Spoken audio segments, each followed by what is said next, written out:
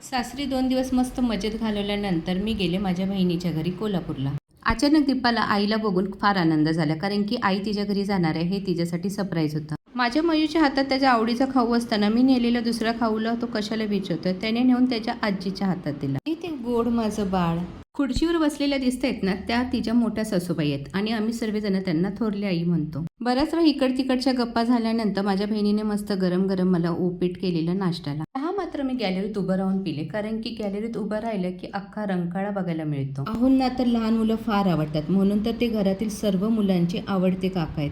त्यानंतर अहो बसले ऑफिसचं काम करायला आणि माझा मयू बसला काम वाढवायला. त्यानंतर मी आणि दीपा गेलो स्वीटूला आणायला. स्वीटूला माहिती होतं की मी तिच्या घरी जाणार आहे. तिने जातानाच सकाळी तिच्या मम्मीला सांगितलेलं की दुपारी जेव्हा स्कूलवरून मला घ्यायला येशील तेव्हा मम्माला घेऊन ये. त्यानंतर एका दुकानात स्वीटूला आणि तिच्या मैत्रिणीला खाऊ घेऊन दिला.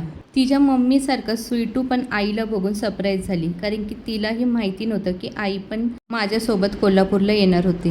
संध्याकाळच्या वेळेस मी आणि माझी आई गेलो माझ्या बहिणीच्या बिल्डिंगच्या टेरेसवर. टेरेसवरून कोल्हापूरचा रंकाळ्याचा नजारा इतका काही सुंदर दिसत होता, तो खरंच डोळ्यात साठवून ठेवण्यासारखा होता.